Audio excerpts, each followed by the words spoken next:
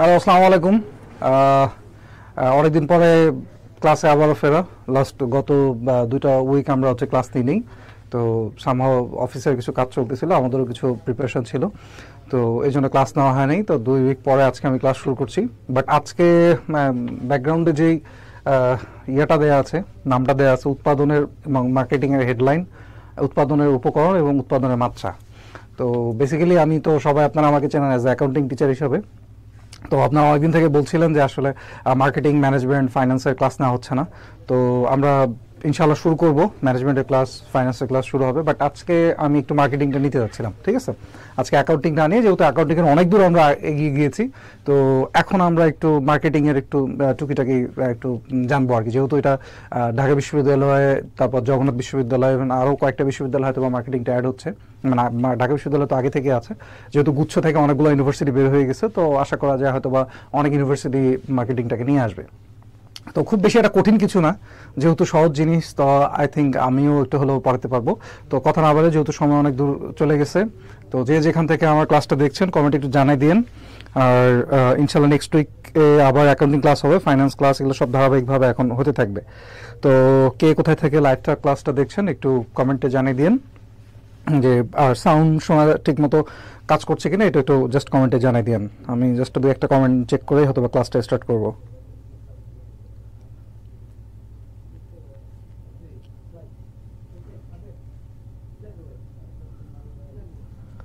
তো আমার আমার সাইড থেকে এভরিথিং ইজ ওকে, বাট দেখতে পাচ্ছি যে আসলে বাকিদের সাউন্ডে কোনো প্রবলেম আছে কিনা। সাউন্ডের প্রবলেম থাকলে একটু আমাকে জানাইন যে হ্যাঁ, সাউন্ড শুনতে একটু প্রবলেম হচ্ছে।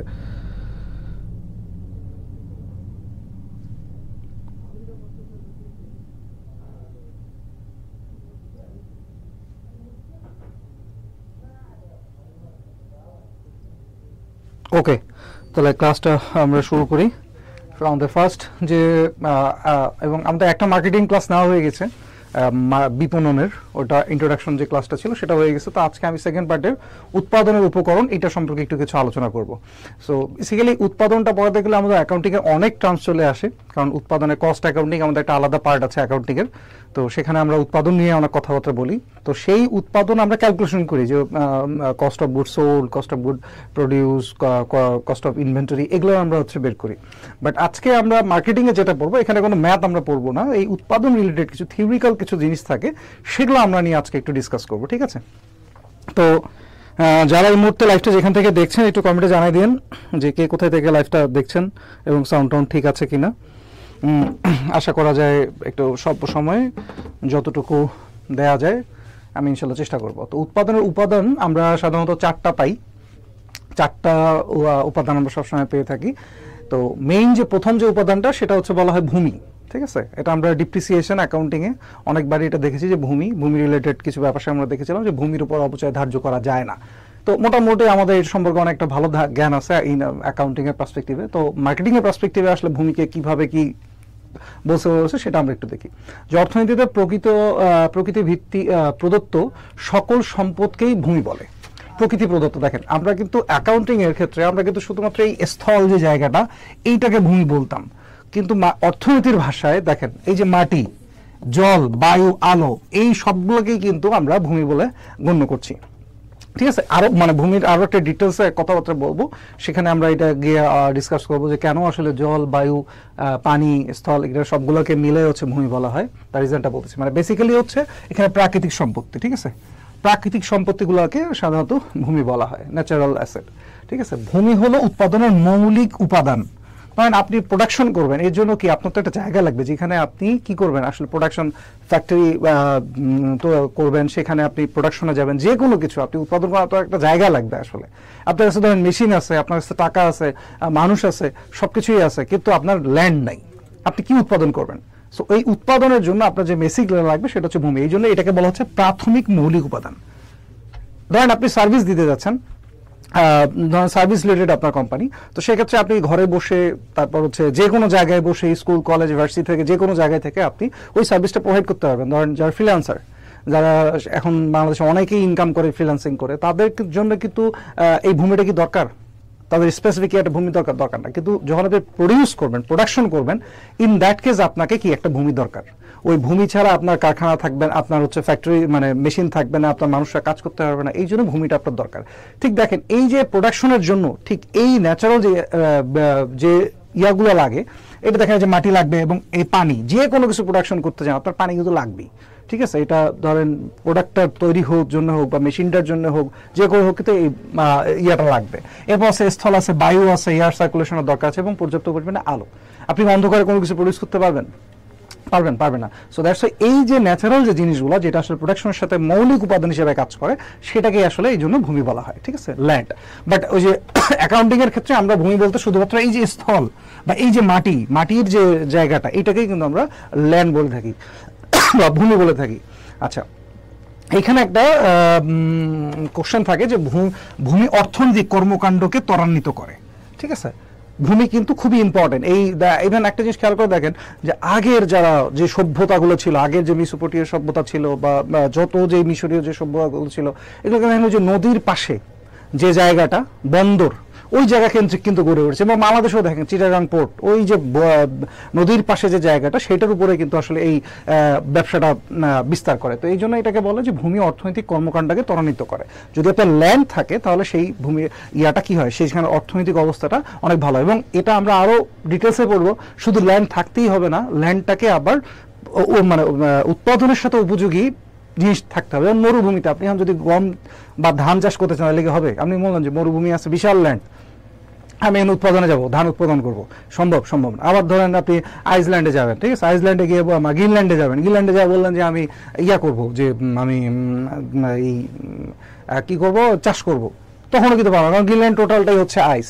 একটা মজার বিষয়, আইসল্যান্ডে কিন্তু কোনো আইস নাই। ঠিক আছে, আইসল্যান্ড নাম দেওয়া আছে আইসল্যান্ড, কিন্তু আইসল্যান্ডে কোনো আইস নেই, টোটালটাই গ্রিন। আর গ্রিনল্যান্ডে কিন্তু কোনো গ্রিন নাই, ওটা আবার সম্পূর্ণ একদম মানে বরফে ঢাকা একটা দেশ। তো এই ভূমিটা আপনার ইম্পর্টেন্ট এবং ওই জায়গার মতো থাকতে, মানে ওই উৎপাদনের সাথে ভূমিটার সামঞ্জস্য থাকতে হবে। এটা আমরা আসতেছি আবার। তারপরে একটা আরেক জাস্ট একটু সংক্ষেপে একটু টাচ করে যাচ্ছি যে চারটা উপাদান খুবই ইম্পর্টেন্ট। এরপর আছে শ্রমের অনেক ডিভিশন আছে, অনেক ভাগগুলো আছে। বাট লেবার বলতে সাধারণত যেটাকে বোঝায়, দেখেন শারীরিক এবং মানসিক দুটাকে কিন্তু আমাদের লেবার বলা হয়। ঠিক আছে, তার মানে একজন যে শ্রমিক, সেও লেবার দিচ্ছে, একজন ডাক্তার, একজন ইঞ্জিনিয়ার, যে ইভেন আমিও কিন্তু এখানে আমার লেবারটা দিচ্ছি। লেবার মানে হচ্ছে শ্রমটা কি শারীরিক হইতে পারে, শ্রমটা মানসিক হইতে পারে। এখন যিনি তার ইনকামটা জাস্ট শারীরিক একটা কাজ দিয়ে বা শক্তি দিয়ে করে থাকে, সেটাকে আমরা শারীরিক শ্রম বলি। যেমন রিক্সা চালক, সে কিন্তু তার ওই শক্ত করে ওই পায়ে প্যাডেল চালায়, কিন্তু তার ইনকামটা আসে। কিন্তু এই যে আমি এখানে, আমি কি সেই শারীরিকভাবে কোনো কিছু করছি না, বাট আমি যেটা দিচ্ছি সেটা হচ্ছে মানসিক শ্রম। সো এই জন্য এই শারীরিক এবং মানসিক দুইটাকে কি বলা হয়, লেবার। এবং এটার জন্যই আমরা কি পাই, ইন রিটার্নে কিছু অ্যামাউন্ট পাই। সাধারণ অর্থে শ্রম বলতে বোঝায় এই যে শারীরিক শ্রম বা কায়িক শ্রম, এইটাকে বোঝায়। কিন্তু যখন আপনি উৎপাদনের ক্ষেত্রে আসবেন, তখন কিন্তু আপনার কি লাগবে, তখন আপনার দুইটাই লাগবে। আপনার শারীরিকটাও লাগবে, মানসিকটাও লাগবে। যখন যে ডিজাইন করবে, প্রোডাক্টটা যিনি ডিজাইন করবে, উনি তো শারীরিক শ্রম দিবে না, তাহলে উনি কি দেবে, উনি মানসিক ইন্টেলেকচুয়াল একটা প্রপার্টি উনি ইউজ করবে। আর যিনি এটা উৎপাদনের সাথে রিলেটেড থাকবে, যিনি হচ্ছে কাজ করে, ইট ভাটায় যে লোকটা উৎপাদন করে বা যিনি ধান চাষ করে, ওনারা কিন্তু কি করে, ওই শারীরিক শ্রমটা হচ্ছে প্রদান করে। ঠিক আছে, আচ্ছা, এরপরে বলছে যে এখানে একটা জিনিস বলা আছে যে এই যে শ্রমের পারিশ্রমিক হলো মজুরি, বাট শ্রমের পারিশ্রমিক কিন্তু বেতনও। ওই যে বললাম, যদি মানসিক শ্রম হয়ে থাকে তাহলে সে কিন্তু বেতন পাবে, আর যখন সে হচ্ছে শারীরিক পরিশ্রম করতেছে তখন সে কি পাবে, মজুরি পাবে। এরপর বলছে মূলধন। মূলধন জিনিসটা কি, মূলধন হচ্ছে উৎপাদন কাজে নিয়োজিত সম্পদকে মূলধন বলা হয়। উৎপাদনের কাজে নিয়োজিত জিনিসকে কি বলা হয়, মূলধন। যে কোনো কোম্পানির, যে কোনো অর্গানাইজেশনের একটা মূলধন থাকে। ঠিক আছে, এবং এইটাকে বলা হচ্ছে কি, এই উৎপাদনের কাজে যদি নিয়োজিত থাকে সেটাকে কি বলা, মূলধন। আচ্ছা, তাহলে যদি আমি সার্ভিস দেই, তাহলে তো আমি হচ্ছে উৎপাদন করবো না, তাই না? তাহলে সার্ভিসের জন্য তো যেটা ব্যবহৃত সেটাকেও মূলধন বলে। বাট যেহেতু এখানে আমরা উৎপাদন রিলেটেডটা পড়ছি, এই জন্য সকল সংজ্ঞা কিন্তু উৎপাদন রিলেটেড। কিন্তু এটা আবার বললেন না যে ভাই সার্ভিস মানে সার্ভিস দেওয়ার জন্য বা সার্ভিস দেওয়ার জন্য তো কিছু টাকা পয়সার দরকার হয়, তাই না? আপনি ধরেন ডাক্তার, আপনি সার্ভিস দেবেন, বাট এটার জন্য তো আপনার কিছু মেশিন কিনতে হবে। এই যে আমরা ক্লাসটা নিচ্ছি, আমরা কি দিচ্ছি, সার্ভিস দিচ্ছি। বাট এই যে ক্লাসের যে স্ট্রাকচারটা, এই যে ক্যামেরা, এই যে আমি কথা বলছি, এটা কেনার জন্য কি আমার মূলধন লাগতেছে। ওকে, তারপরে কি বলতেছি, তারপরে বলতেছি হচ্ছে যে সম্পদ আরো এখানে বলছে যে সম্পদ আরো সম্পদ অর্জনে ব্যবহৃত হয় তাই হচ্ছে মূলধন। এটা এটা এটা কি বুঝতে পারছেন? এই জিনিসটা কি বুঝতে পারছেন? ধরেন এই যে আমি এই যে একটু আগে ক্যামেরার উদাহরণটা দিলাম, ঠিক আছে, এই ক্যামেরাটা কি করতেছি আমরা ইনভেস্ট করছি, ধরেন 1 লাখ টাকা দিয়ে এই ক্যামেরা কেনা হয়েছে। এখন এই যে ক্যামেরাটা, এইটা ক্যামেরাটা কি বসে থাকবে? থাকবে না। এই ক্যামেরা দিয়ে আমি যে ক্লাস নিচ্ছি, জয়কলির সেবা একটা তারা দিচ্ছে, জয়কলির অনেক কিছু মার্কেটিং কিছু পলিসি থাকতেছে এখানে। সো এই ক্যামেরাটা কিন্তু এই জয়কলির যে সেলসটা এটা কিন্তু বাড়াতে সাহায্য করছে।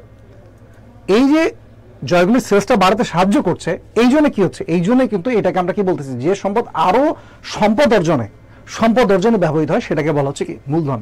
আমরা অ্যাকাউন্টিংয়ের ভাষায় এটা খুবই ভালো করে বুঝি, ক্যাপিটাল এক্সপেন্ডিচার আর রেভিনিউ এক্সপেন্ডিচার, দুইটা এক্সপেন্ডিচার আমাদের থাকে।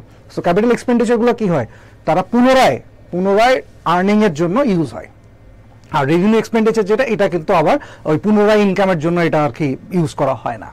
আচ্ছা, এরপরে কি বলছে, এরপরে স্লাইডটাতে আমরা যাই। এই স্লাইডটাতে বলছে মূলধন গঠনের সূত্র, ভেরি একটা ইম্পর্টেন্ট। শুধু বইয়ের ভাষায় পড়ে গেছি, নিজের লাইফে কোনদিনই অ্যাপ্লাই করে নেই। আপনারা যারা স্টুডেন্ট আছেন আপনারা প্লিজ অ্যাপ্লাই করেন, নাহলে কিন্তু ইন ফিউচারে শুধু একদম মানে অন্ধকার দেখবেন। এই মূলধন সঞ্চয়ের ব্যাপারটা, এটা শুধু যে আপনি একজন স্টুডেন্ট, একজন যে আপনি ইউনিভার্সিটিতে পরীক্ষা দিবেন এটার জন্য আপনার ইম্পর্টেন্ট না। একটা মানুষের জন্য, একটা মানুষ যদি বেঁচে থাকতে চায় সুস্থ সাবলীলভাবে, তার এই জায়গাটায় খেয়াল করা উচিত। দেখেন, আমরা আজকে কয়েকটা জিনিস দেখবো এই মূলধন পড়তে গিয়ে, আমরা দেখবো কেন আমরা সঞ্চয় করতে পারি না এবং কোন কোন জিনিসগুলো আমাদের ভিতরে আমরা নিয়ে আসতে পারলে আমাদের সঞ্চয় হবে। আমি জানি আপনারা যারা মার্কেটিং করেছেন তাদের জন্য এটা খুবই তারা এটা অলরেডি জানেন, বাট আমি জানি যে আমার এই ক্লাসগুলো হয়তো বা নন বিজনেস ব্যাকগ্রাউন্ডেরও কিছু লোকজন দেখেন, তো তাদের জন্য এটা খুব ইম্পর্টেন্ট যে মূলধন আপনার জীবন চালানোর জন্যও তো এই টাকা দরকার, শুধু যে কোম্পানির জন্য টাকা দরকার তা না।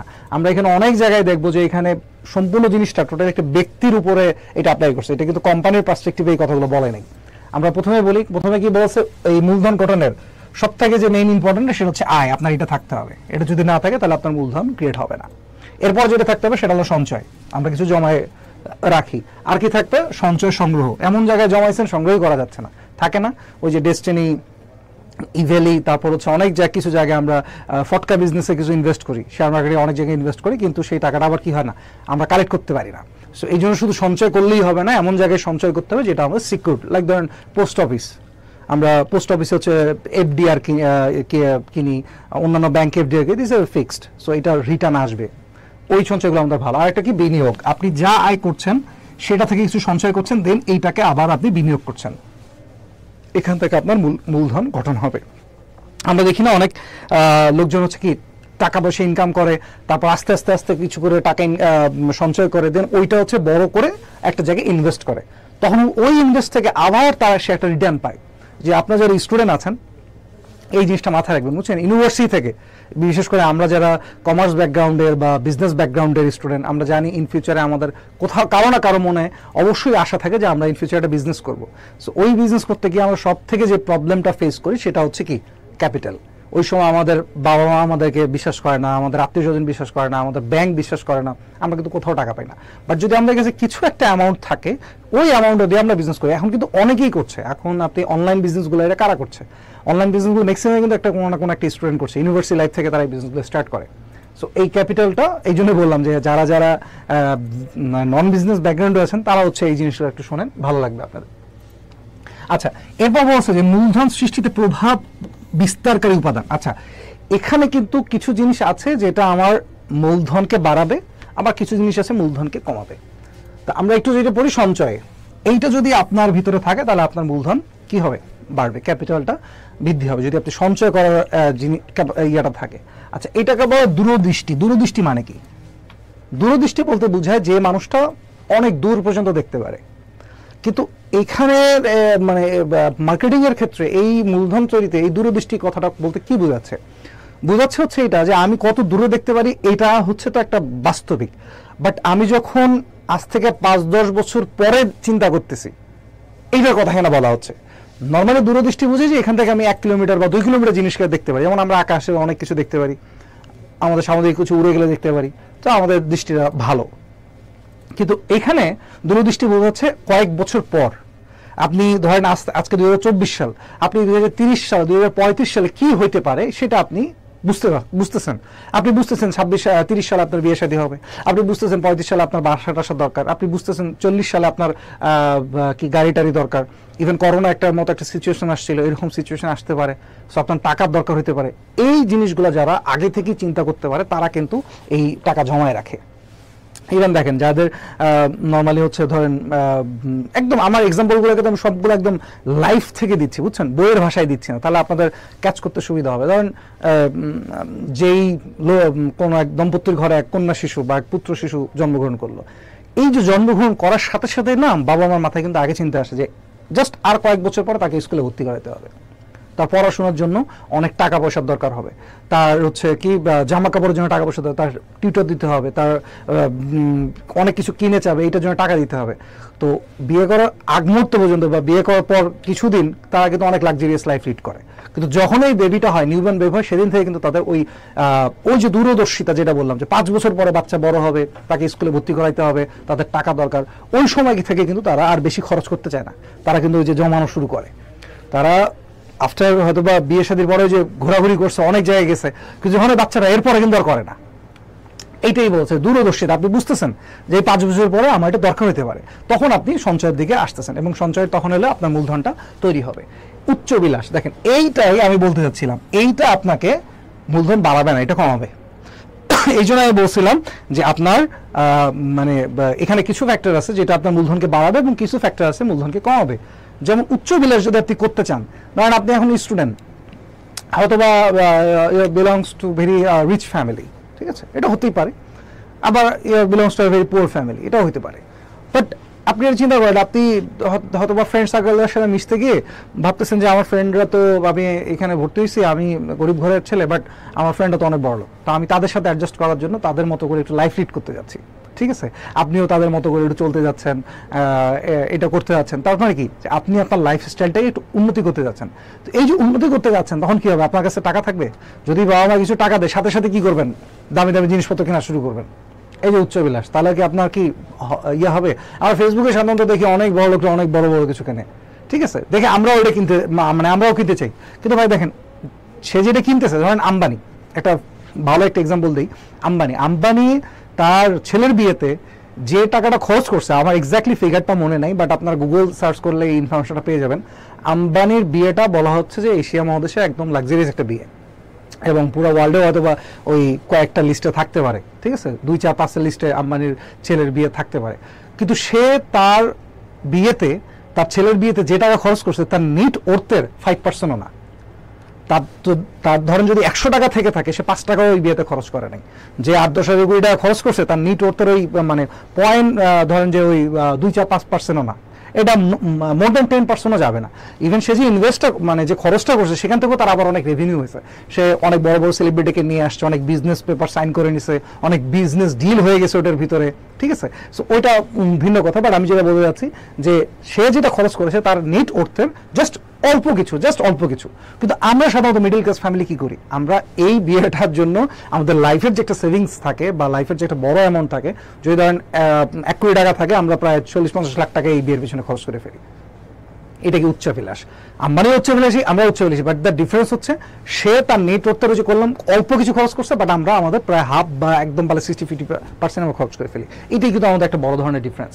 সো এই উচ্চাভিলাষ কখনোই আপনার ক্যাপিটাল মানে তৈরিতে, বিশেষ করে এটা হচ্ছে ওই বললাম আপার ক্লাস বা মিডল আপার ক্লাসের লোকদের জন্য কখনোই উচ্চাভিলাষটা ক্যাপিটাল বাড়াবে না, ঠিক আছে। এইটা বাড়াবে হচ্ছে যারা হাই, মানে আপার, একদম আপার ক্লাস যারা বা আপার ক্লাস যারা, তারা যতই খরচ করুক না কেন, তাদের আবার রেভিনিউ আরো বেশি, সো তাদের জন্য এটা ঠিক আছে, কিন্তু তাদের উচ্চাভিলাষ হলেও কোনো সমস্যা নেই। কিন্তু আমাদের মিডল ক্লাস বা একদম পুয়ার ফ্যামিলি, আমাদের আসলে উচ্চাভিলাষ করলে ক্যাপিটাল কখনোই তৈরি হবে না। এরপর হচ্ছে শিক্ষার হার। যেই এলাকায় দেখবেন এই লোকগুলা বেশি শিক্ষিত, ওই এলাকায় দেখবেন সব থেকে বেশি ধনী। ইভেন আপনি পশ্চিমের দিকেও চিন্তা করে দেখেন, পশ্চিমা বিশ্বে এত ধনী কেন? বিকজ অফ তাদের শিক্ষার হারটা অনেক বেশি। আমাদের দেশে দেখেন 18 কোটির মোর দেন প্রায় 20 কোটির উপর আমরা জনগণ আছি, তো তারপর যে পরিমাণে আসলে বড় হওয়ার কথা ছিল, আমরা কিন্তু ওইভাবে হয়নি। তার কারণ কি জানেন? আমাদের শিক্ষার হারটা অত বেশি নাই, যদিও এখন অনেক ভালো হচ্ছে, আগের থেকে অনেক ভালো হচ্ছে, বাট অ্যাকর্ডিং টু আমাদের যে পপুলেশন সাইজ যেটা আমাদের, সেটা থেকে কিন্তু আমরা অনেকটা পিছিয়ে আছি বিকজ অফ এই শিক্ষার হার। এটা এনাফ না আমাদের জন্য। এখন দেখেন, মানে আপনি এই ঢাকা শহরে যারা আছেন, বা যারা একটু, ঢাকা শহর না, বিভাগীয় শহরগুলোতে আছে, জেলাগুলোতে আছেন, এখন সব থেকে যে বেশি পেশাজীবী আমরা লোকটা আমাদের চোখের সামনে পড়ে সেটা হচ্ছে অটো চালক অথবা রিক্সা চালক। কিছু না করতে পারলেই সে অটো কিনবে না হয় রিক্সা কিনবে। আমি পেশাটাকে ছোট করে দেখতেছি না, বাট একটা জিনিস খেয়াল করে দেখতেছি, মানে অনেক বড় একটা পপুলেশন আমাদের এই সেক্টরটাতে যাচ্ছে। আসলে কি এই সেক্টরটাতে খুব বেশি এটা প্রফিটেবল বা এই সেক্টরটা আসলে কি খুব অ্যাট্রাকটিভ, এইটা দ্বারা কি আসলেই মানে এই বিজনেস সাইডটা থেকে আসলেই খুব বেশি ক্যাপিটাল সংগ্রহ করা সম্ভব না। কিন্তু কেন যাচ্ছে? বিকজ অফ এই শিক্ষার হারটা নাই। এই শিক্ষার হারটা যদি থাকতো, একজন বিবিএ পাস বা এমবিএ পাস চালককে আপনি দেখবেন যে সে রিক্সা চালাচ্ছে না, সে মানে ন্যূনতম যদি চাকরি করে তাও 20-30 হাজার টাকা চাকরি করবে বা তারও বেশি করতে পারে। তার একটা মানে তার একটা স্ট্যান্ডার্ড আছে। এখন বলতে পারেন ভাই রিক্সা চালাতে বেশি ইনকাম, 50-60 হাজার টাকা পাওয়া যায়, আপনি বিবিএ এমবিএ করে তো হয়তো বা 20-30 হাজার টাকার মধ্যে পাওয়া যায় না। কিন্তু ওই যে স্ট্যান্ডার্ডটা ভাই বুঝতে হবে। আপনার আজকে যে 20-30 হাজার টাকা চাকরি করতেছেন, এটা ইন ফিউচারে 2-3 লাখ টাকা যাইতে পারে, কিন্তু ওইটা তো হবে না। যাই হোক, ওটা অন্য কথা। জাস্ট বললাম যে ক্যাপিটাল মূলধন বাড়ানোর জন্য আমাদের যে বেশি জিনিসটা লাগবে সেটা হচ্ছে শিক্ষার হার।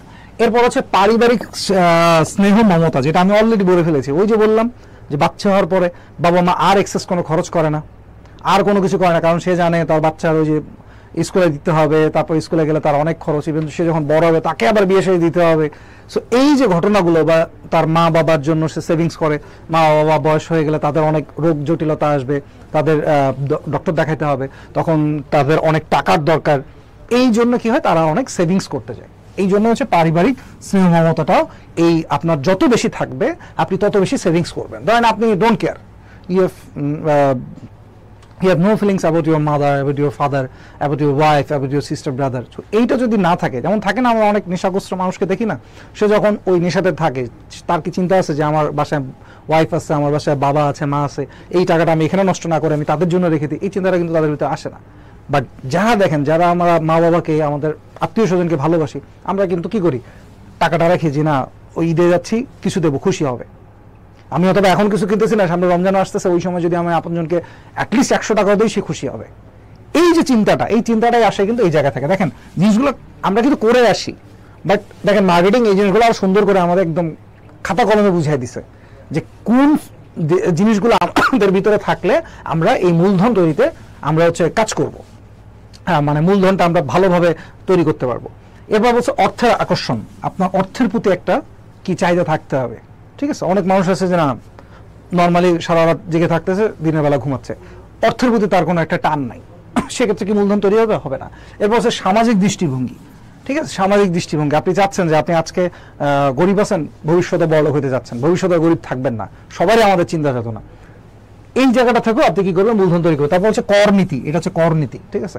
কর নীতি যদি একটু কম থাকে তাহলে হচ্ছে আপনার ক্যাপিটালটা তৈরিতে ভালো হবে। যেমন আমাদের বাংলাদেশে ইনকাম ট্যাক্সের রেটটা কি অনেক বেশি, ভ্যাটের রেটটা অনেক বেশি। এই জন্য হয় কি, আমরা দেখা যায় 100 টাকা ইনকাম করতেছি, বাট দেখা যাচ্ছে যে 20%, 30% বা মোর দ্যান 50% আমাদের ভ্যাট এবং ট্যাক্স দিতেই আমাদের সব শেষ হয়ে যাচ্ছে। তো সেক্ষেত্রে আমাদের কিন্তু কি ইনকাম এই মানে মূলধনটা ওইভাবে ঠিক হচ্ছে না, ঠিক আছে? তো আবার কর নীতিটা যদি আবার একবারে কম হয়ে যেত, তখন আমাদের কাছে সবার কাছে আবার টাকা থাকতো, গভর্নমেন্টের কাছে টাকা থাকতো না, ঠিক আছে? তো এটা আবার একটু ব্যালেন্সিং ব্যাপার। তো আপনার হচ্ছে সুদের হার, যদি আপনার সুদের হারটা বেশি হয়, ব্যাংকে যখন টাকা যদি দেখবেন যে ব্যাংক আপনার 20% দিচ্ছে, তখন আপনি কি করবেন, টাকা ব্যাংকে নিয়ে যা রাখবেন। এই ব্যাংকে টাকা দেওয়ার পর কি হবে, আপনি কি করবেন, আপনি বেশি বেশি করে ক্যাপিটাল রাখবেন। ধর্মীয় দৃষ্টিভঙ্গি থেকেও আমরা মূলধন তৈরি হয়, ঠিক আছে? এই যে আপনি চিন্তা করতেছেন যে আপনার সামনে ঈদ, আপনি মুসলমান, তা আপনাকে হচ্ছে গিফট দিতে হয় মানুষজনকে, তারপর হচ্ছে অনেক খরচ আছে, তারপর ধরেন আপনি কোরবানিতে গরু কোরবানি করবেন, তখনও আপনার একটা চিন্তা হবে না টাকা সেভ করতে হবে। তারপর আপনি হিন্দু, আপনার পূজাতে অনেক কিছু কেনাকাটা করতে হয়।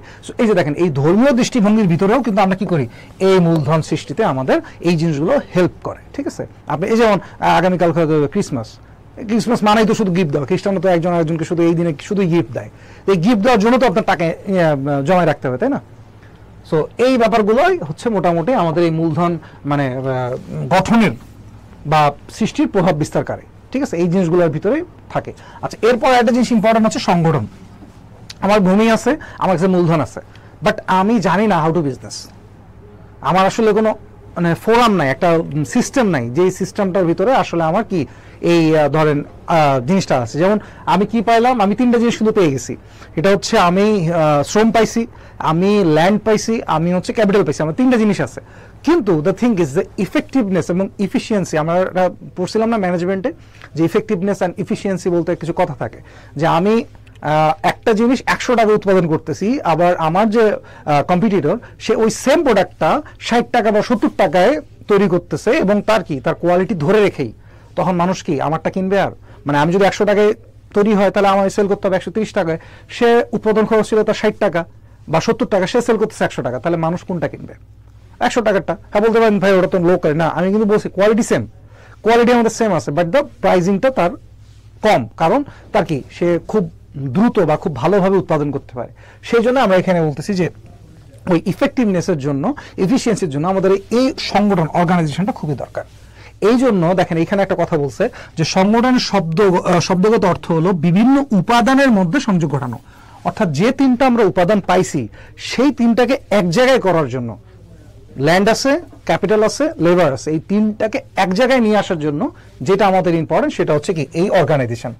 এই যে আমি যে ক্লাসটা নিচ্ছি, একটা জয়কলি অর্গানাইজেশন, আমার ইনফ্রাস্ট্রাকচার আছে, আমি আছি, আমার স্টাফরা আছে, সবই আছে, টাকা পয়সা সবই আছে, কোনো সমস্যা নেই, বাট আমার এই স্ট্রাকচারটাই নেই, এই সংগঠনটাই নেই যেখানে আমরা এই তিনটা জিনিস একসাথে এনে ঢালবো। এটা যদি না থাকে তাহলে আমি কিভাবে, লাইক ধরেন যে আপনি রান্না করবেন, আপনার কাছে সবজি আছে, আপনার কাছে কাটার আছে, আপনার গ্যাস আছে, আপনার চুলা আছে, আপনি আছেন, সবকিছু আছে, কিন্তু আপনার হাঁড়ি নেই, কি করবেন? কারণ এই হাঁড়ির মধ্যেই তো আপনি সবকিছু ঢালবেন, তাই না? সবকিছু ঢেলে তারপর আপনি উপর থেকে নাড়ানাড়ি করবেন, তো এই হাঁড়িটাই হচ্ছে অর্গানাইজেশন। বুঝতে পারছেন? খুবই মানে একদম এক্সাম্পলগুলো খুব জীবন থেকে নেওয়া এক্সাম্পল টানতেছি যাতে আপনাদের বুঝতে আসলে একটু সুবিধা হয়। আপনার মানে আপনার কি বুঝতে পারতেছেন ব্যাপারগুলো? না বুঝতে পারলে একটু কমেন্টে বলবেন যে ভাইয়া বুঝতেছি না, বা আমি দেখছি অনেকেই ক্লাস করছেন বাট তেমন কোনো কমেন্ট নাই। আমি জানি এখন কমেন্টের দরকারও নাই আমার, কারণ কোনো কোশ্চেনও করছি না, জাস্ট আপনারা বুঝতে পারতেছেন কিনা সেটা একটু জাস্ট কমেন্টে বুঝিয়ে দিলে হবে, যে বললেই হবে যে বুঝছেন কি বোঝেন নাই। আচ্ছা, তাহলে তিনটা জিনিস আমরা মোটামুটি পাইলাম। এখন এই তিনটা জিনিসের ভিতরে আমরা কিছু বেনিফিট দেখবো যে কোন কোন জিনিসটা থেকে আমরা কি কি পেয়ে থাকি।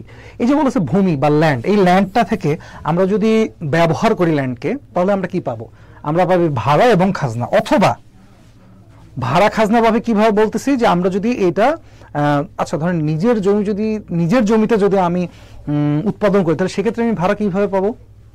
কেমন একটা মনের প্রশ্ন। আমি নিজের জায়গা, এই ধরেন যে জয়কুলি জায়গাটা, এটা জয়কুলির মালিকের, কিন্তু এই যে সে ইউজ করতেছে এটার কি একটা কস্টিং আছে না, ক্যাপিটাল কস্ট আছে না?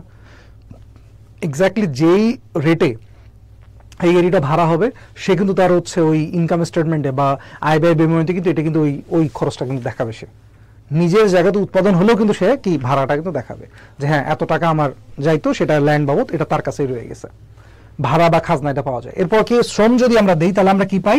আমরা মজুরি বা বেতন পেয়ে থাকি। যদি শ্রম আমরা দেই তাহলে মজুরি অথবা বেতন পেয়ে থাকি। মূলধন যদি আমরা কাউকে দেই সেখান থেকে আমরা কি পাই? সুদ পেয়ে থাকি, ইন্টারেস্ট। ঠিক আছে, আমরা যদি মূলধন দিয়ে থাকি তাহলে আমরা কি পাই? সুদ পাই। এরপর হচ্ছে সংগঠন যদি আমরা করি তখনই দেখেন আমাদের কি আসতেছে? মুনাফা। পার্থক্যটা বোঝেন? আমরা বলছি মূলধন দিলে কি আসে? সুদ। আর সংগঠন করলে কি আসে? মুনাফা, তাই না? এটাও ইন্টারেস্ট, এটা কিন্তু প্রফিট।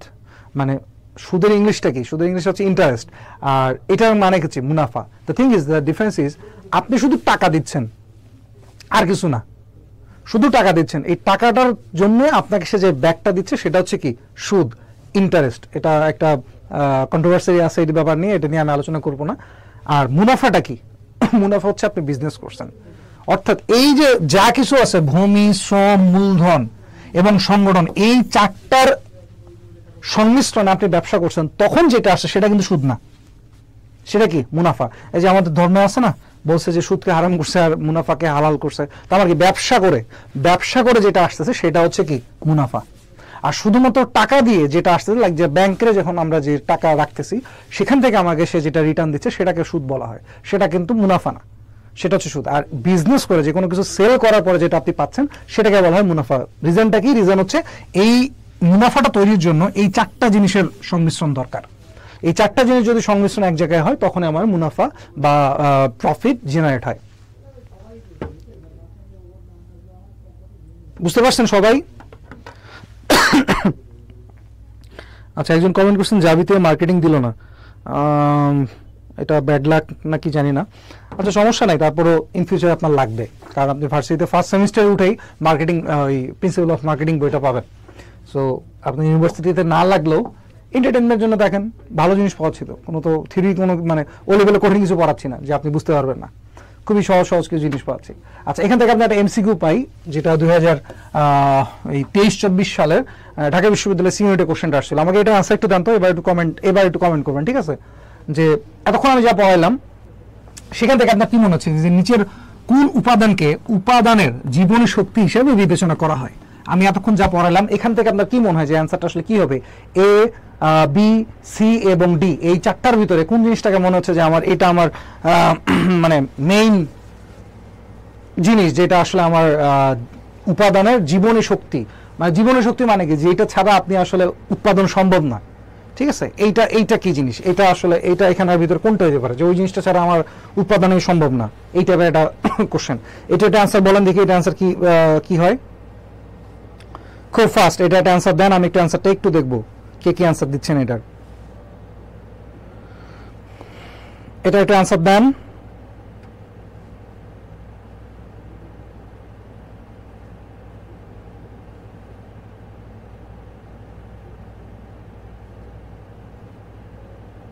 আমি দেখতে পাচ্ছি যে এটা অ্যান্সার কি, এটা কি বলতেছেন আপনারা? আমি এতক্ষণ যা পড়িয়েছি সেখান থেকে আপনার কি মনে হচ্ছে যে এটা অ্যান্সার কি হতে পারে? কমেন্ট কি আসতেছে দেখি একটু, ফেসবুকের এত প্রবলেম।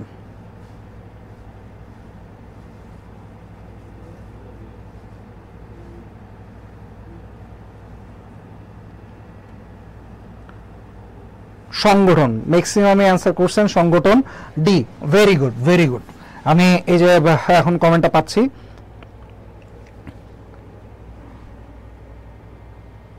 আচ্ছা ঠিক আছে, আমি জানাই দেবো যে নেক্সট কবে মার্কেটিং ক্লাস হবে।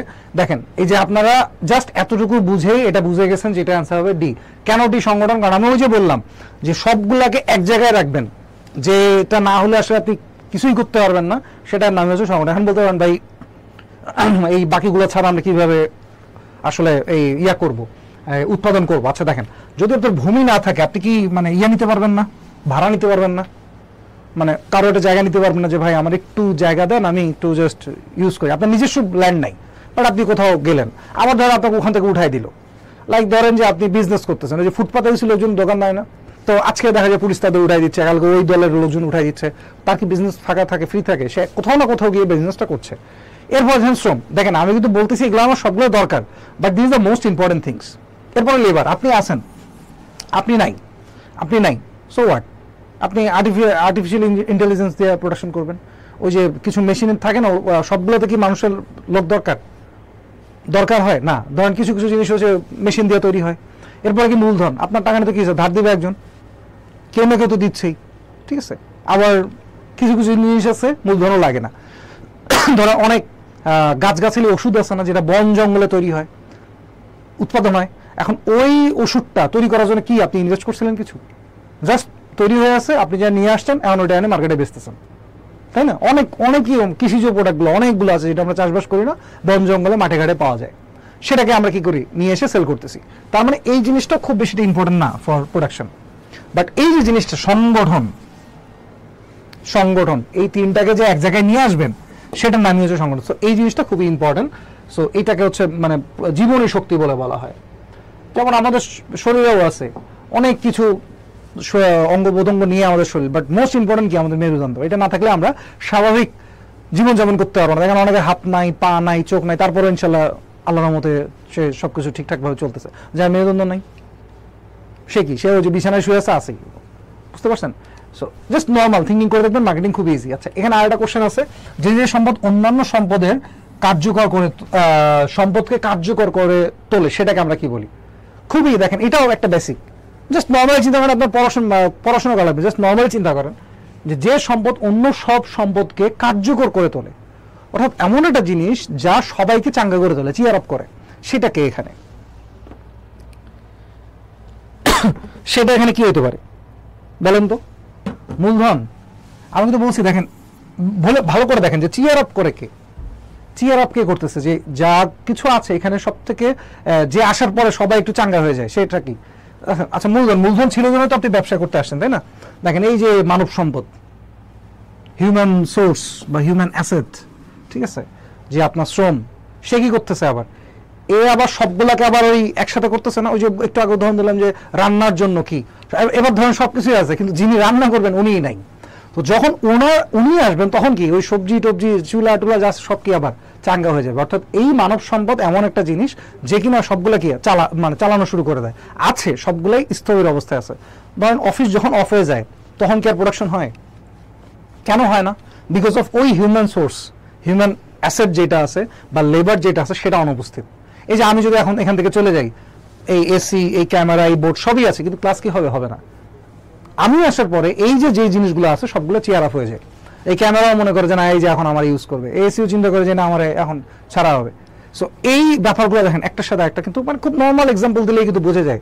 মানে এটা এই ক্লাসগুলো করার জন্য খুব যে আপনার ব্যাকগ্রাউন্ড থাকতে হবে মার্কেটিং এর, আপনি মার্কেটিং এ আপনার মানে একদম মার্কেটার হইতে হবে তা না, খুব নর্মাল কিছু জিনিস, এগুলো একটু হলে বোঝা যায়। সো মানব সম্পদটা মানে যখন একজন লেবার আসে তখন সবগুলা কি হয়, চেয়ার আপ হয়ে যায়। এই যে মিস্টার জাবের বলেছেন ডি, ভেরি গুড, গুড একটা অ্যান্সার, ঠিক আছে। আচ্ছা আমরা আরেকটা জিনিস চলে যাই, এটা মনে হয় সবাই পারেন, এটা অলরেডি আমি বলেই ফেলছি, মানে এতক্ষণ তো চারটা জিনিসই পড়লাম, ঠিক আছে, তো এটাতে নিয়ে আমরা সময় নষ্ট না করি। আচ্ছা আরেকটা কোশ্চেন আমরা পাইলাম যে DU7 কলেজে এটা আসছিল যে উৎপাদনের কোন উপাদান প্রক্রিয়ার ব্যবহৃত সমস্ত প্রাকৃতিক সম্পদকে অন্তর্ভুক্ত করে। এটা মনে হয় আমরা অলরেডি একদম ফার্স্টেই এই জিনিসটা পেয়েছিলাম, তাই না, যে ভূমিগুলো এই ল্যান্ডের ভিতরে সকল প্রাকৃতিক সম্পত্তিগুলো চলে আসে। সময় যেহেতু নাই আমি এটা নিয়ে আর বেশিক্ষণ, আর এটা এমনিও বোঝা যাচ্ছে এটা অ্যান্সার DC হবে। আচ্ছা এরপর আরেকটা কোশ্চেন দিছে, আমরা এই কোশ্চেনগুলো আর না পড়ি, আমরা একটু আরেকটা জায়গায় চলে যাই, ঠিক আছে। আচ্ছা দেখেন জাস্ট আর সময়ের অনেক শেষ, আর অল্প কিছুক্ষণ পরে আমরা এটা শেষ করে ফেলবো। সো উৎপাদনের উপকরণ সমূহ, ঠিক আছে, আমরা আবার আসতেছি, এবার আমরা একটু ডিপলি আলোচনা করবো। এর আগেও আমরা পড়ছি, তো যেই জিনিসগুলো আমরা আগেরটাতে পাইনি সেটা এখানে দেখবো। যে আমরা কি পেলাম, উপাদান কয়টা পেলাম, ভূমি, শ্রম, মূলধন, সংগ্রহ। এগুলোর কিছু আবার ডিভিশন আছে, এগুলোর ক্লাসিফিকেশন আছে, সেটা আমরা এখন একটু দেখার চেষ্টা করব। যে ভূমিটা সম্পর্কে খুবই ভালো আমাদের ধারণা আছে, বিকজ অফ আমরা অ্যাকাউন্টিং পড়ে আসছি, যেটা শুরুতেই বলছিলাম। দেখেন এই যে ভূমি প্রকৃতির দান অ্যাকাউন্টিংয়ে পাইছি, ভূমির উৎপাদন দেয় নাই এজন্য আমরা কি করি, এটা ডিপ্রিসিয়েশন চার্জ করি না, এটা আমরা পাইছি। ভূমি উৎপাদনের আবশ্যকীয় উপাদান, এটা আমরা পাইনি, ঠিক আছে, এটা আমাদের জন্য নতুন। তারপর ভূমির যোগদান সীমাবদ্ধ, যোগানটা সীমাবদ্ধ। এই যে ধরেন এটার মানে কি, এটা অনেকে হয়তো বুঝি যে ভূমি কি আসলে বাড়ানো সম্ভব। এই যে বাংলাদেশের যে এরিয়াটা, এটা কি আপনি চাইলে কি বাড়াতে পারবেন না। ধরেন আপনার ব্যবসার ক্যাপিটাল, এটা আপনি খুব ইজিলি বাড়ানো যায়, কিন্তু এই যে ভূমির যে যোগানটা, এটা কিন্তু লিমিটেড। চিন্তা করেন পৃথিবী, এখন আপনি বাংলাদেশ চিন্তা করেন, পৃথিবীতে কি আপনি 1% জায়গায় বাড়াতে পারবেন? এই যে টোটাল যে এরিয়াটা আছে সেখানে থেকে 1% কি বাড়ানো সম্ভব? যে মঙ্গল গ্রহটা একটু সাইডে রেখে দিলাম, তাই না? তো এই জন্য বলছে ভূমির যোগানটা সীমাবদ্ধ, এটা আসলে চাইলেই আপনি এটা সাপ্লাইটা বাড়াইতে পারবেন না। আচ্ছা এরপর হচ্ছে ভূমির যোগানের দাম নেই। কেন দাম নেই? আচ্ছা আমরা ভূমিকে আবার ফ্রিতে পাই না। মানে নর্মালি এটা যেটা বোঝানো হচ্ছে, এটা একটু থিওরিক্যাল ব্যাপার-স্যাপার, যে জিনিসটা আসলে সাপ্লাই নাই সেটা আসলে আপনি কিভাবে ভ্যালু করবেন, যা আছে তাই, ঠিক আছে। কিন্তু আমরা তো আবার মানে ফ্রি তো পাই না। এই যে ফার্মগেটে এত জায়গা, সারা দুনিয়াতে কত জায়গা, আমার তো 1% জায়গাও নাই। তাহলে আবার কেন নাই? কারণ আমার কাছে টাকা নাই। যেদিন টাকা হবে সেদিন ইনশাল্লাহ হয়তো বা কিনবো, কিন্তু এই যেটা এখন টাকা নাই তার মানে আমি পাচ্ছি না। তাহলে কি মানে কথাটা কি একদম 100% ঠিক? কিন্তু যা বলতেছে যে ভূমির যোগান দাম নেই, সাপ্লাইয়ের যে ওই যে যেটা বললাম যে আপনি তো চাইলে পৃথিবীতে 1% মাটি অ্যাড করতে পারতেছেন না, তাহলে এটা আপনি আবার কিভাবে এটার প্রাইজিং করবেন? আচ্ছা এরপর আমরা একটু ক্লাসিফিকেশনে যাই। ভূমির উপাদান ক্ষমতার নির্ধারক সমূহ। দেখেন এখন কিছু ইম্পর্টেন্ট কিছু জিনিস আসবে, সেটা হচ্ছে আমরা যে বিজনেসগুলো করতে চাই সেটার সবার আগে আমরা যখন বিজনেস প্ল্যানিংও করি, এই ল্যান্ড সিলেকশন জিনিসটা কিন্তু খুবই ইম্পর্টেন্ট। আপনি যে ধরনের বিজনেস করতেছেন, আপনার নেচার অফ বিজনেসটা যেমন, সেটার উপর কিন্তু ডিপেন্ড করে যে আপনি কোথায় আসলে বিজনেসটা করবেন। যেমন দেখেন এই যে নেচার অফ ল্যান্ড, ঠিক আছে, এই নেচার অফ ল্যান্ডের ভিতরে আমরা কি পাচ্ছি, যে দোআঁশ মাটি থাকে, তারপর বেলে মাটি থাকে, এঁটেল মাটি থাকে, ঠিক আছে। এখন এই ভূমির প্রকৃত রূপ পার্থক্যের কারণে ভূমির উৎপাদন ক্ষমতা পার্থক্য দেখা যায়। এই লাইনটা এসে আমরা সম্পূর্ণ বুঝতে পারতেছি। ধরেন আপনি ধান চাষ করবেন, কারণ আপনার এই ধান চাষের জন্য বা সবজি চাষের জন্য আমরা কি জানি যে কোন মাটিটা সব থেকে ভালো ইম্পর্টেন্ট, এই দোআঁশ মাটি নাকি বেলে মাটি নাকি এঁটেল মাটি? সবাই জানে দোআঁশ মাটি, এটাতে সব থেকে চাষাবাদ ভালো হয়। এখন দেখা যাচ্ছে যে সৌদি আরব আপনি চাচ্ছেন যে আপনি মরুভূমিতে ধান চাষ করবেন, আপনি ওইখানে সিলেকশন করলেন, আপনি একটা বিজনেস আইডিয়া দিলেন যেটার জন্য আপনি ল্যান্ড সিলেক্ট করলেন যে ওই ধরেন যে ওই ইয়াতে ওই মরুভূমিতে, সেখানে কি হবে? হবে না। আবার ধরেন আপনি ইট ভাটা করবেন, ইট ভাটা একটা ইয়া করবেন, তো এটার জন্য আপনার কোন মাটিটা দরকার? আই থিঙ্ক এটার জন্য এটার মাটি টাইপের যে জিনিসটা, এটা মনে হয় একটু ইট বানাতে এই মাটিটা দরকার। সো এই মাটিটা ঠিক যেখানে আছে ওই এরিয়াতে আপনার ওই বিজনেসটা গ্রো করতে হবে। এখানে বলছে ভূমির প্রকৃতি, মানে এটা এখানে পড়ানোর যে রিজনটা, আমরা এখন মানে আমরা তো বায়োলজি পড়তেছি না, বাট দ্য রিজনটা কি এখানে এই বেলে মাটি দোআঁশ মাটি দেওয়ার রিজনটা কি, বা এই যে ভূমির যে ক্লাসিফিকেশনটা দিছে এটা মার্কেটারদের কেন জানতে হচ্ছে? বিকজ অফ মার্কেটার যারা থাকে তারাই তো আসলে বিজনেস এক্সপেনশন করে, তাই না? আমরা যারা অ্যাকাউন্টিং করে আমরা কিন্তু আসলে বিজনেস এক্সপেনশনের সাথে জড়িত না, বিজনেস এক্সপেনশনের সাথে জড়িত হচ্ছে মার্কেটাররা। এখন এই মার্কেটারদের সবকিছু জানতে হয়। মানে আমরা যারা ধরেন অ্যাকাউন্টিং, আমরা শুধুমাত্র অ্যাকাউন্টিংটা জানি, ফাইন্যান্সের লোকজন শুধু ফাইন্যান্সটা জানে, কিন্তু অ্যাজ এ মার্কেটার আপনারা যারা ইন ফিউচার দেখবেন যে আপনি মার্কেটিং নিয়ে পড়ছেন, ইটস এ ভেরি ইন্টারেস্টিং একটা সাবজেক্ট, আমার খুবই ফেভারিট সাবজেক্ট।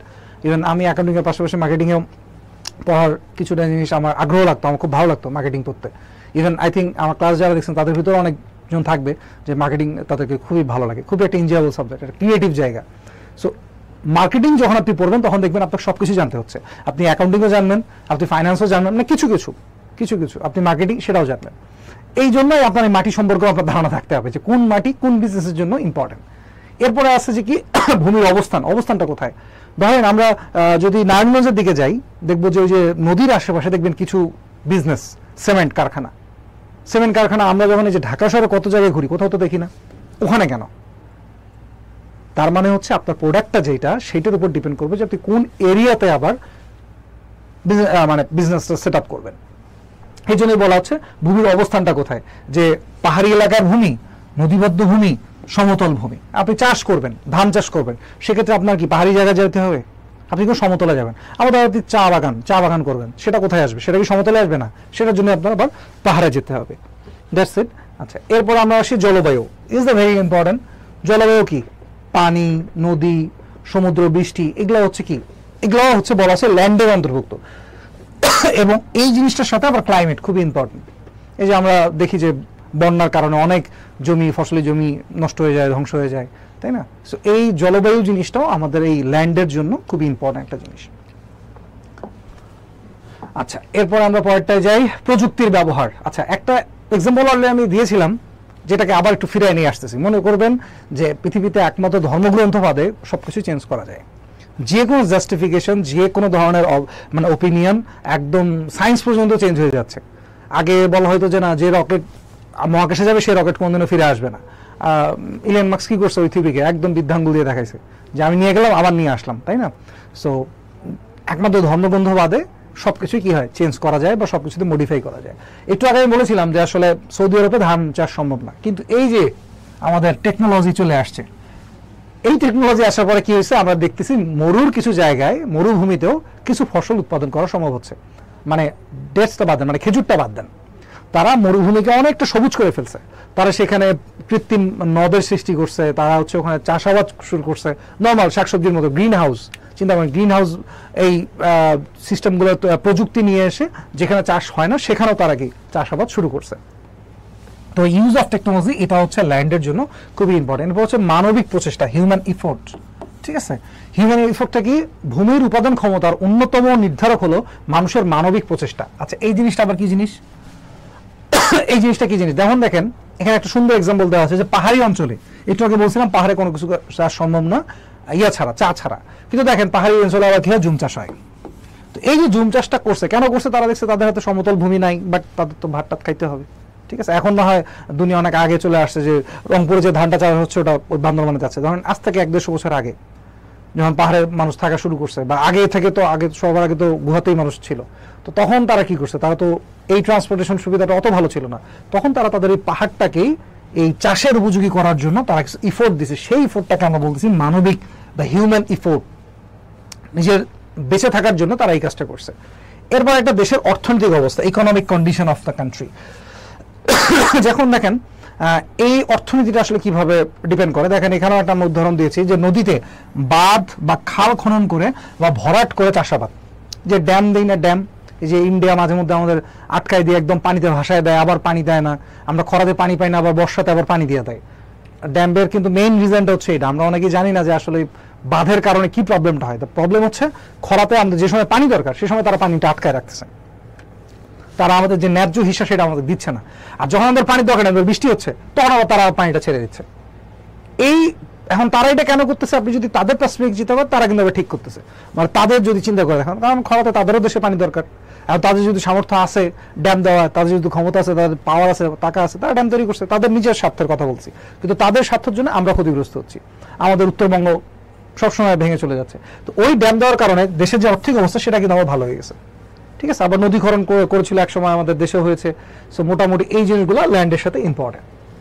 আচ্ছা, এরপর আর একটু দেখি শ্রমের বিভাগ। আচ্ছা, এই জায়গাটা আমি একটু পড়াতে যাচ্ছিলাম, আই থিঙ্ক এটাই আমাদের দেখি সবাই কি আছেন আমার সাথে, মোটামুটি আছে, ঠিক আছে। শ্রমের যে বিভাগটা সেটাকে একটা আমরা 3 ভাগে ভাগ করছি শ্রমকে, ঠিক আছে। একটাকে বলা হচ্ছে মানে এই যে types of division of labour, ঠিক আছে, এই লেবারটাকে আমরা 3 ভাগে ভাগ করেছি। একটা হচ্ছে সরল পেশাগত শ্রম, একটা হচ্ছে জটিল শ্রম, আর একটা হচ্ছে আঞ্চলিক শ্রম। সরলটা খুবই ইজি, নর্মাল, যে রিক্সা চালক, কৃষক, জেলে এক্স্যাক্টলি যে শ্রমটা দেয় সেইটার পরিবর্তে সে যে টাকাটা পায়, এটাকে সরল শ্রম বলতেছে, ঠিক আছে। এই যে দেখেন যে কৃষকের কাজ, দর্জির কাজ, এটা নিয়ে আমরা কথা বলবো না যেহেতু এটা খুব ইজি। সো আমরা যেটাতে যাবো সেটা হচ্ছে জটিল, এটাতে আমরা একটু খুব প্যারা খেয়ে যাই। এটা কোশ্চেন কিভাবে আসতে পারে, ধরেন একটা সিনারিও দিয়ে দিল যে একটা ব্যক্তির কথা বলা হচ্ছে, সেখানে বলা হলো যে এইটি কি শ্রমে দিচ্ছেন, সেটা আমরা একটু ক্লিয়ার করে নেবো। আপনারা যারা ক্লাসটা দেখছেন একটু মনোযোগ সহকারে দেখবেন, কারণ আমি খুব একটা ইম্পর্টেন্ট জিনিস এখন পড়াতে যাচ্ছি, ঠিক আছে। আমরা এই জায়গাটাতে এই সম্পূর্ণ প্রক্রিয়াগত শ্রম এবং অসম্পূর্ণ প্রক্রিয়াগত শ্রম, ঠিক আছে, incomplete process division of labour and complete processed division of labour, এই জায়গাতে আমরা ভুলটা করি, ঠিক আছে। এই যে এই দুটো জায়গা আমরা এক জায়গায় করে ফেলি। জটিল শ্রমটা বলতে বোঝাচ্ছে যে এখানে এক বা একাধিক ব্যক্তির শ্রমে একটা প্রোডাক্ট তৈরি হয়, সেটাকে বলা হচ্ছে। আমি ডেফিনেশনে যাব না, আমি এক্সাম্পল দিয়ে আপনাদের ডিরেক্ট বুঝাই দিই। এই সম্পূর্ণ প্রক্রিয়াগত শ্রম বলতে বুঝায় এমন একটা জিনিস, সে কাজ করার পর ওটা ফিনিশ হয়ে গেছে, মানে কাজটা সমাপ্ত হয়ে গেছে, ওইটা র মেটেরিয়াল হয়ে গেছে আরেকজনের জন্য, তার জন্য ফিনিশ গুডস, বাট আরেকজনের জন্য কি র মেটেরিয়ালস। ফর এক্সাম্পল, কৃষক যখন গাছ থেকে তুলাটা কালেক্ট করে, আই থিঙ্ক এখানে এক্সাম্পলটা মনে হয় দেওয়া আছে। সো এই যে কৃষক যখন তুলাটা কালেক্ট করে, ইনি কি করে, সে সেল করে দেয়, ঠিক আছে, সেল করে দেয়। ওখান থেকে কি তার কাজ শেষ না, সে তুলাটা সেল করতে পারতেছে। মাথায় রাখবেন জাস্ট এই যে কোনো সিনারিওতে, আপনারা তো মানে সিনারিও পরে পরে আসা অভ্যাস, জাস্ট দেখেন যে সে যে কাজটা করছে সেটা ফিনিশ, তুলাটা ফিনিশ। কিন্তু দেখেন এই তুলাটা কি মানে সাধারণ মানুষের কোনো কি ইউজ করে, মানে আপনার আমার কি দৈনন্দিন তুলা লাগে না, বাট দেখেন তুলা কিন্তু নিয়েই আমরা প্রতিদিন চলি। এই যে আমাদের শৈলে যা কিছু থাকে সব কিন্তু তুলার তৈরি, তার মানে ওই তুলাটা আরেকজনের জন্য কি র মেটেরিয়ালস। তো সে কি করবে, এটা দিয়ে কাপড় তৈরি করবে। এরপর কাপড় তৈরি করার পর ওখানেও তার কাজ শেষ। এরপর কি হবে, কাপড়টা নিয়ে গিয়ে কোনো দর্জি বা কোনো গার্মেন্টস ওইটা দিয়ে কাপড় তৈরি করবে। এই থেকেই বলা হচ্ছে সম্পূর্ণ প্রক্রিয়াগত শ্রম, দেন কমপ্লিট প্রসেস। সে যখন তুলা তৈরি করছে, প্রসেস ক্লিয়ার, কাপড় তৈরি করছে, প্রসেস ক্লিয়ার, ড্রেস তৈরি করছে, process clear. Each and every স্টেপে আমরা কিন্তু কি এটার ইতি টানতে পারতেছি, ক্লোজিংটা টানতে পারতেছি, এই জন্য এটাকে বলছে কমপ্লিট প্রসেস। আচ্ছা, আর এটা ইনকমপ্লিট প্রসেস কি? ইনকমপ্লিট প্রসেস হচ্ছে আপনি যে শ্রমটা দিয়েছেন সেটা আসলে ইনকমপ্লিট হয় নাই, চাইলেই ওটাকে আরেকজনের কাছে সেল করা যাবে না, বুঝতে পারছেন? চাইলে ওটাকে আরেকজনের কাছে সেল করা যাবে না। যেমন ধরেন ওই উদাহরণটাতেই আসি, যিনি কাপড় কিনলেন, যে দর্জি বা যে গার্মেন্টস, উনি কাপড়টা কিনছেন, কাপড়টা কিনে উনি কাটিং করছেন, ধরুন উনি কাটিং মাস্টার, উনি সুন্দর কাট করতে পারে। যারা কাপড় টাপড় তৈরি করেন, মানে বানান আর কি, টেলার্সে গিয়ে তারা এই জিনিসটা অনেক ভালো বুঝতে পারবেন। তো যিনি মাপ নেয় উনি কি দর্জি, মানে দেখবেন যিনি সেলাই যে করে উনি কিন্তু আসলে মাপ নেয় না, মাপ নেয় আরেকজন, মাস্টার যাকে বলে, টেলার মাস্টার, সে কিন্তু হচ্ছে মাপটা নিচ্ছে। তো এখন দেখেন যিনি মাপ নিচ্ছে, মাপ নেওয়ার পরে কি এটা কি সেল করে দিতে পারে একজনের কাছে? কাপড় কাটছে, কাপড় কাটা আপনি কখনো কেনেন? ওই যে ধরেন কোনো শার্টের কাপড় বা প্যান্টের কাপড় কেটে রেখে দিছে, আপনি ওটা কিনবেন? ওটা কিন্তু র মেটেরিয়ালস না, আপনি পুরো কাপড়টা যদি হয় তাহলে ওটা কিনবেন। তো কাটা কাপড় কেউ কিনবেন না। সো কাটা কাপড় ওই তার কাছে, সে আবার এটা সেলাই করবে। দ্যাটস ওয়াই এটাকে বলা হচ্ছে ইনকমপ্লিট প্রসেস।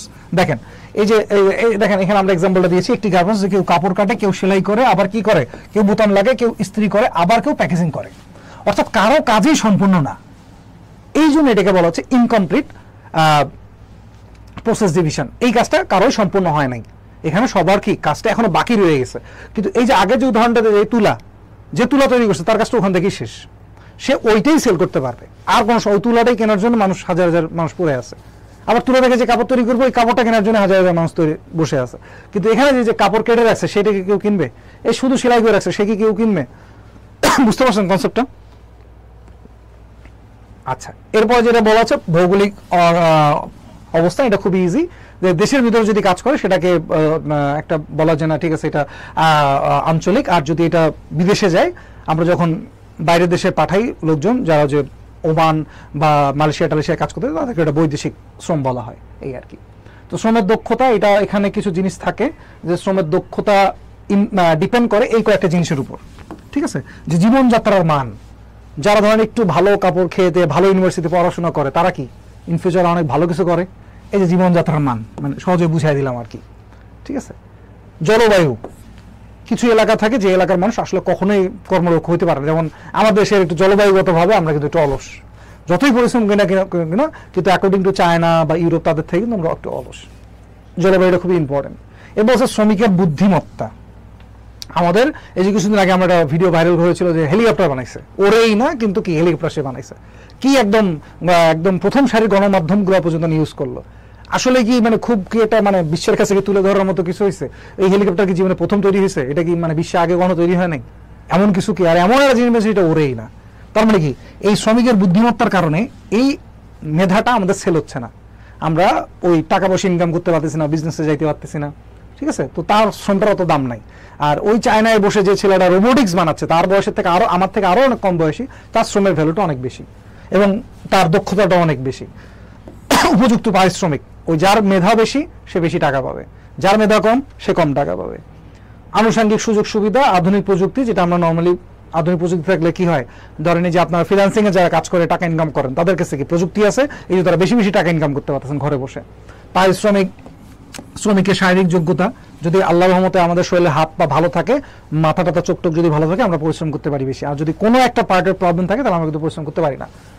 শিক্ষা ও প্রশিক্ষণ, যদি আমাদের এই যে এত বড় একটা জনসংখ্যা, 20 কোটির বেশি প্রায় জনসংখ্যা, আমাদের কিন্তু ওই অ্যাপ্রোপ্রিয়েট যে ট্রেনিংটা বা এডুকেশনটা, এটা কিন্তু এনশিওর করে না এখন পর্যন্ত আমাদের কোনো গভর্নমেন্টই বা কেউই এখন পর্যন্ত 100% প্রশিক্ষণটা, ট্রেনিংটা এবং শিক্ষাটা দেয় নাই। যদি দিতে পারতো তাহলে কিন্তু খুব ভালো হতো। হ্যাঁ, দিতে পারতো বলতে কি দিচ্ছে, কিন্তু পরিমাণে কম। এই জন্য অল্প কিছু মানুষ আমরা ওই বিদেশের মাটিতে যাইতে পারতেছে বা নিজের দেশে থেকে অনেক ভালো কিছু করছে। আর কারখানার পরিবেশও থাকতে হবে, যদি কারখানায় যদি না থাকে তাহলে লোকজন কাজ করবে কেমন করে? যেমন বর্তমানে অর্থনৈতিক অবস্থা খুবই স্থবির, অনেকেই কাজ টাজ পাচ্ছে না, কারখানাগুলো বন্ধ হয়ে যাচ্ছে, কাজের সময় শ্রমের সম্পর্ক। So I think that's all for today. অনেক তো পড়িয়ে ফেলেছি, আর তেমন কিছু একটা বাকি নেই। এটা তো ইনশাল্লাহ আমরা নেক্সট ক্লাসে কিছু জিনিস খুব দ্রুত, এই মূলধনটা বাকি থাকলো, আর হচ্ছে এখানে সংগঠন, অর্গানাইজেশন, মানে মোটামুটি আমি কিন্তু সবগুলোই টুকিটাকি করে পড়িয়েছি। ইনশাল্লাহ নেক্সট ক্লাস থেকে আমরা একটু আর্লি শুরু করব। সো মানে আমাদের ক্লাস কবে হবে এটা আমরা ওই রুটিন আকারে জয়গুলি পেজে জানাই দেবো। সো আপনারা ভালো থাকবেন, সুস্থ থাকবেন, ইনশাল্লাহ নেক্সট ক্লাসে আবার দেখা হবে। আল্লাহ হাফেজ।